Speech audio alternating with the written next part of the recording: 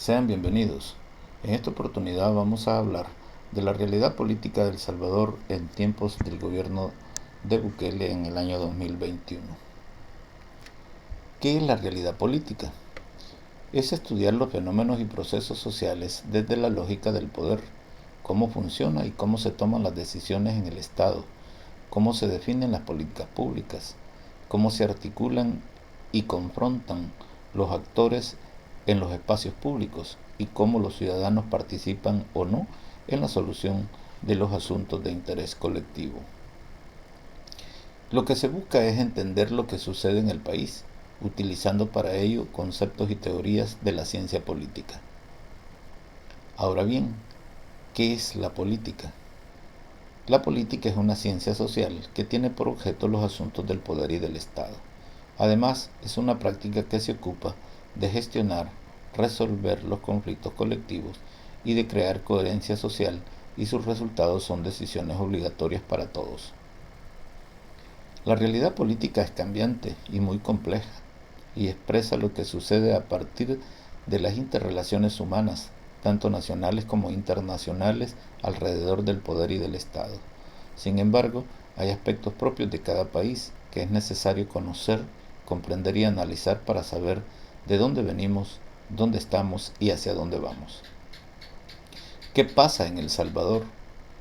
El Salvador, desde el 1 de junio del 2019, con la llegada al gobierno de Nayib Bukele y su partido Gana y Nuevas Ideas, se crea un ambiente de incertidumbres y preocupaciones de muchos salvadoreños y salvadoreñas. Además, se crea un ambiente de esperanza para sus correligionarios de que algo bueno podría pasar por sus promesas de campaña.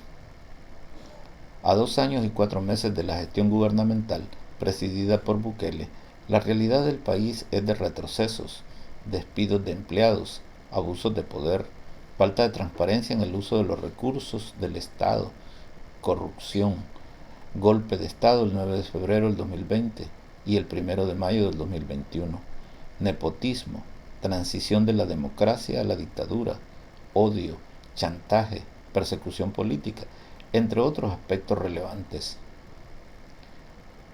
Hoy este gobierno de Bukele no puede decir que los mismos de siempre, como lo dijo en campaña, no lo dejan gobernar, ya que en las elecciones del 2021 obtuvo la mayoría absoluta en la Asamblea Legislativa y con ello puede hacer todo lo que se le ocurra, y bueno sería que lo hiciera respetando la Constitución, pero lamentablemente lo hace violentando las leyes.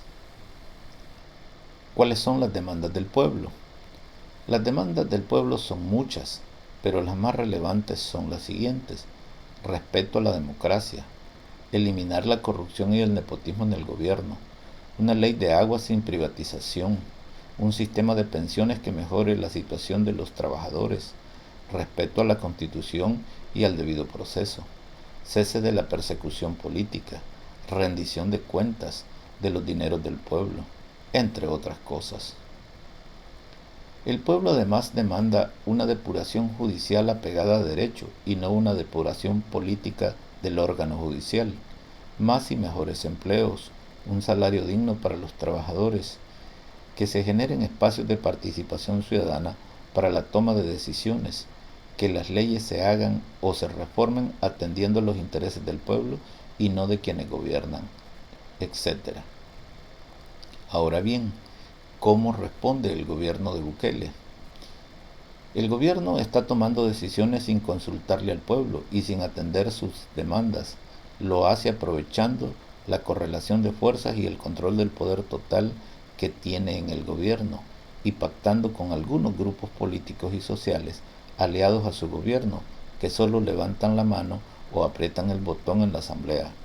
Además de decirle: ordene mi presidente, no hay discusión de nada. Se aprueba y se hace lo que el presidente dice. Con el señalamiento en la lista Engels del Departamento de Estado de los Estados Unidos a muchos miembros del gabinete de gobierno de Bukele por socavar los procesos e instituciones democráticas y atentar contra la separación de poderes, el presidente se hace del ojo pacho, es decir, no asume la responsabilidad de limpiar su imagen, más bien los protege de los señalamientos. A solicitud del presidente Bukele, la Asamblea Legislativa aprobó la ley Bitcoin sin consultarle a nadie, sin discutirla y sin hacer estudios científicos de la seguridad de esa criptomoneda.